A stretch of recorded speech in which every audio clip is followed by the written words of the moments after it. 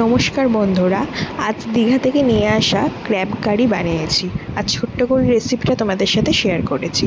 এখানে ক্র্যাবটা পরিষ্কার করে কেটে নিয়েছি, আর নিয়েছি পেঁয়াজ, রসুন, আদা বাটা, জিরে, ধনে, লঙ্কা বাটা, এদিকে সবার জন্য এক পিস করে আলু, আর এটা হচ্ছে কাঁকড়ার ঘি, আর এখানে রয়েছে পেঁয়াজ কুচি, টমেটো কুচি। আর কাঁকড়া তো পরিষ্কার করে রেখেই নিয়েছি আগে থেকে। তো চলো এবার শুরু করা যাক।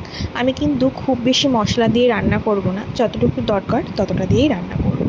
এখানে আলুর মধ্যে হলুদ আর নুন মাখিয়ে নিয়েছি, আর ক্র্যাবের মধ্যেও হলুদ আর নুন দিয়ে দিয়েছি। ফার্স্টে ভেজে নেব আলুগুলো। আলুটা আমার ভাজা হয়ে গেছে, তুলে রেখে দিচ্ছি। এরপর আমি কাঁকড়াগুলোকে লাল করে ভেজে নেব। কাঁকড়া কিন্তু খুব বেশি ভাজতে লাগে না, আর এই কাঁকড়াগুলো কিন্তু খুবই নরম অন্য কাঁকড়ার তুলনায়, আর খুব টেস্টি। আর এটা ছিল মেয়ে কাঁকড়া, তো মেয়ে কাঁকড়া টেস্টিও হয়, আর মাংসটাও অন্য কাঁকড়ার থেকে বেশি হয়। দীঘা গেলে কিছু নিয়ে আসি আর না আসি, এই কাঁকড়া আমি বারবার কিনে আনবো। তো দেখো এখানে অনেকগুলো ভাজা হয়ে গেছে, এখানে আরও কিছু ভাজা হচ্ছে, আর কয়েকটা বাকি। আর কাঁকড়াটা অনেকটা পরিমাণে ছিল, 1 কেজি 250 মতো, তাই অনেকটা সময়ও লেগেছে একটু একটু করে ভাজতে।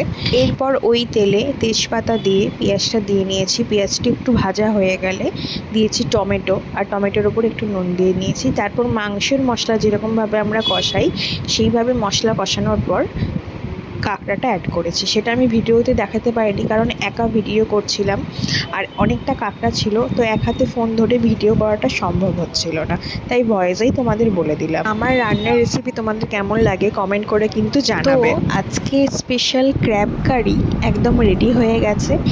ভিডিওতে তোমাদের মশলা কষানোটা আমি দেখাতে পারিনি, কারণ একা হাতে ফোনে কাজ করছিলাম, প্রবলেম হচ্ছিল তাই। তো কেমন লাগলো অবশ্যই কমেন্ট করে জানিও। রান্নাটাতে একদম প্রপার মশলা দিয়ে দারুণ মজার হয়েছিল। তো কেমন লাগলো কমেন্ট করে জানিও। টাটা।